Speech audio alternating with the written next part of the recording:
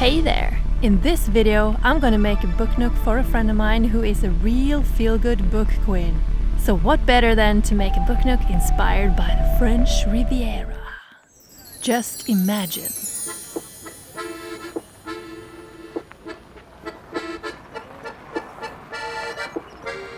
Wouldn't it be nice to dream away in this charming and beautiful landscape?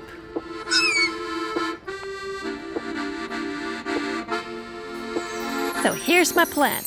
I'm thinking a nice and cozy atmosphere with a beautiful view over the sea. So first, we're gonna need some stone walls and a painted view in the background, right?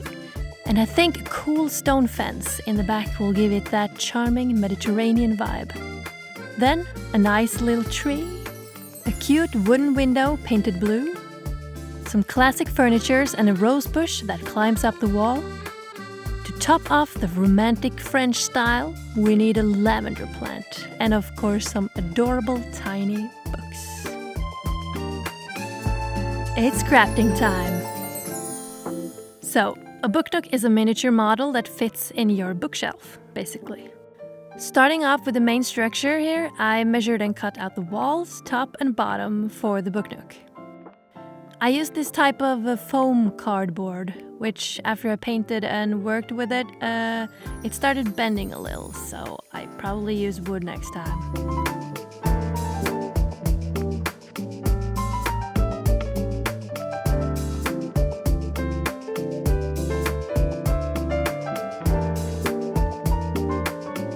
For this wall I wanted a kind of sandy texture, so what better than to use some actual sand?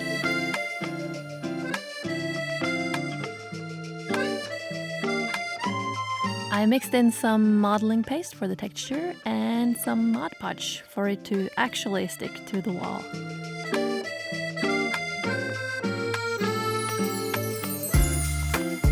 After it had properly dried, I painted it in a fitting color.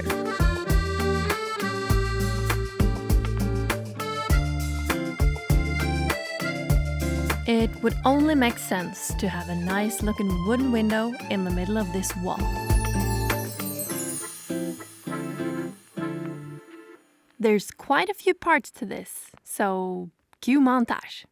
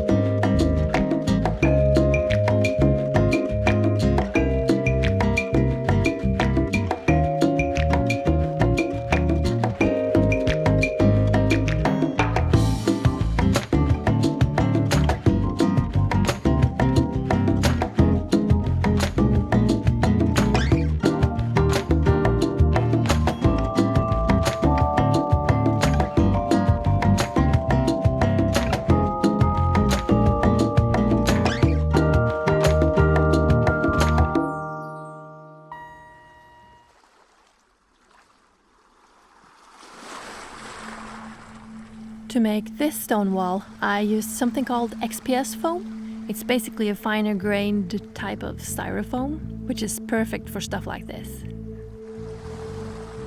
It would be way easier to slice this in one big sheet with, for example, a hot wire tool. But since I don't happen to have one of that, I did my best with a box cutter knife. And I don't think it turned out too bad though, despite having to section it like this.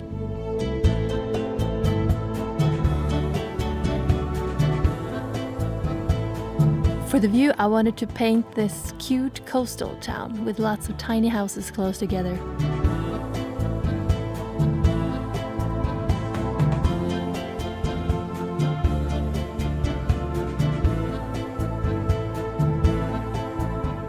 Steel wire and black paint makes for perfect miniature furniture that should look like wrought iron.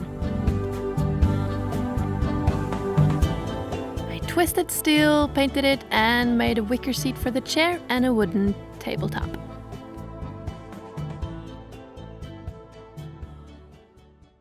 You can't really have a French garden without a rosebush climbing up the stone walls, am I right?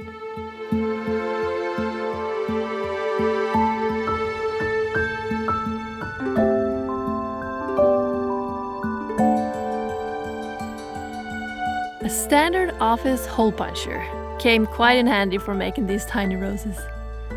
Just punched out a whole lot of red dots out of crepe paper.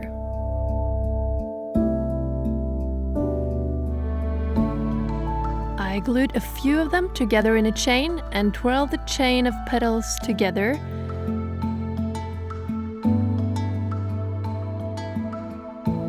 And the magic happens when you then take some tweezers and start spreading the petals outwards, opening like a flower.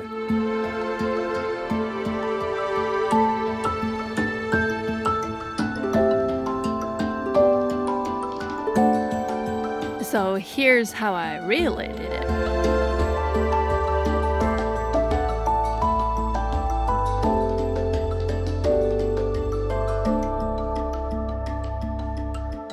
Just look how cute they turned out.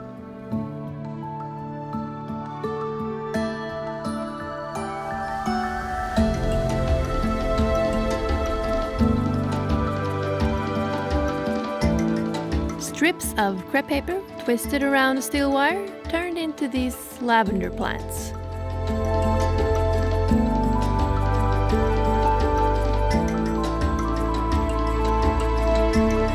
And paint goes a long way for some final touches.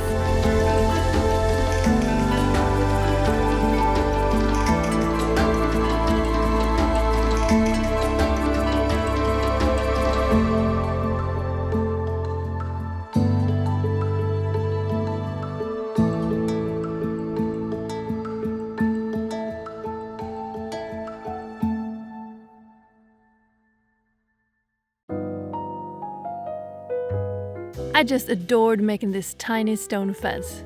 I used XPS foam, and again, it's perfect for this kind of stuff. And after a lot of cutting, voila, we have a stone fence.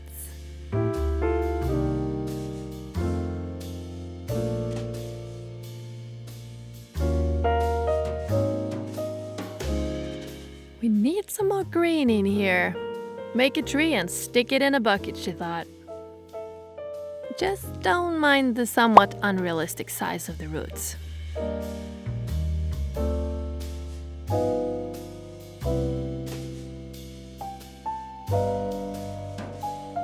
There are a lot of ways to make trees and leaves.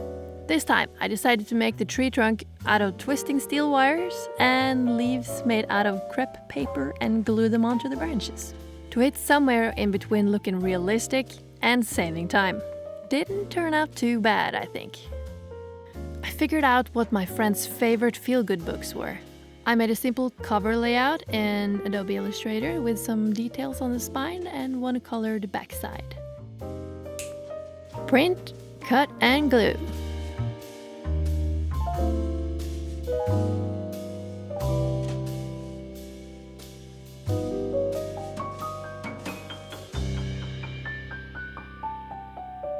Come on, how cute are these? And now, let the fun part begin. Assembly time.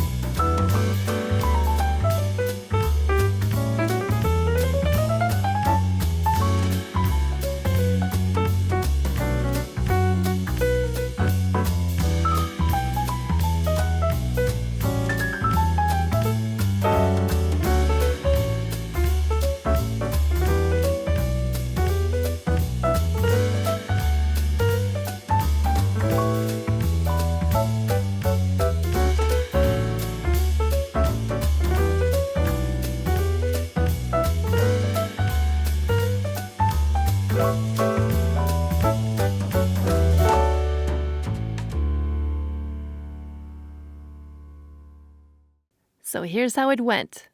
This is the final reveal.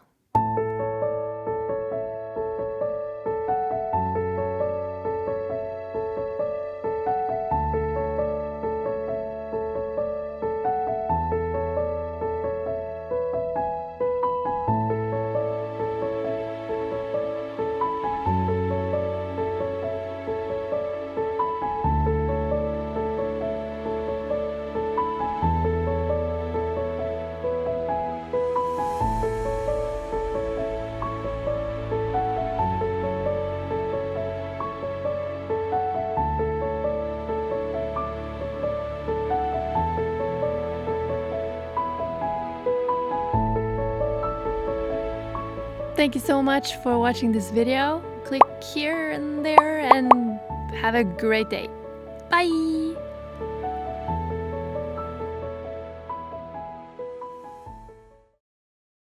Black paint makes for perfect miniature furnitures.